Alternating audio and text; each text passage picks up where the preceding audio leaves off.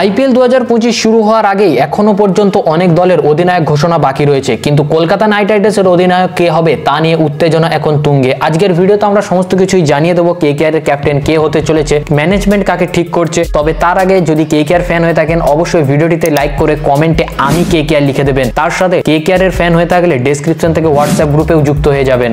RCB দল এখনো পর্যন্ত তাদের অধিনায়ক ঘোষণা করেনি। শোনা যাচ্ছে রজত পাটিদার তাদের দলের দায়িত্ব পেতে চলেছেন, কারণ বিরাট কোহলি এখনো পর্যন্ত নেতৃত্ব নেওয়ার জন্য আগ্রহী হয়নি। এদিকে দিল্লি ক্যাপিটালস এর যদি কথা বলি, তাহলে কেএল রাহুলকে আমরা যদি মনে করি যে তিনি ক্যাপ্টেন হতে চলেছেন, তাহলে আপনারা ভুল ভাবছেন, কারণ অক্ষর প্যাটেলকে তারা অধিনায়ক করার কথা ভাবছে। কারণ অক্ষর প্যাটেল ইতিমধ্যেই ভারতীয় দলের সহ অধিনায়ক, তার নেতৃত্ব দেওয়ার অভিজ্ঞতাও রয়েছে। এবার কেকেআর ম্যানেজমেন্ট কি সিদ্ধান্ত নিচ্ছে তাদের ক্যাপ্টেন নিয়ে, তাহলে আপনাদের চলুন জানিয়ে দিই। শোনা যাচ্ছে কেকেআর আন্তর্জাতিক লিগে ভালো পারফরমেন্স যদি হয়, তাহলে সুনীল নারিনকে তারা অধিনায়ক করার কথা ভাবছে। কিন্তু যদি তার পারফরমেন্স আশানুরূপ না হয়, তাহলে অজিঙ্ক্য রাহানের উপরেই তারা ভরসা দেখাবে। রিঙ্কু সিং এর নামও অনেকবার উঠে এসেছে, কিন্তু রিঙ্কু সিংকে এই কারণেই তাকে দেওয়া হবে না দায়িত্ব, কারণ হচ্ছে কেকেআর চায় অভিজ্ঞ কাউকে দলে অধিনায়ক করতে। 2025 মরসুমের আগে কেকেআর এর অধিনায়ক নির্বাচনের সিদ্ধান্ত দলকে কতটা শক্তিশালী করবে তা নিয়ে আলোচনা চলছেই। হবে কেকেআর এর নতুন ক্যাপ্টেন সুনীল নারিন নাকি অজিঙ্ক্য রাহানে? আপনার মতামত কমেন্টে অবশ্যই জানাবেন।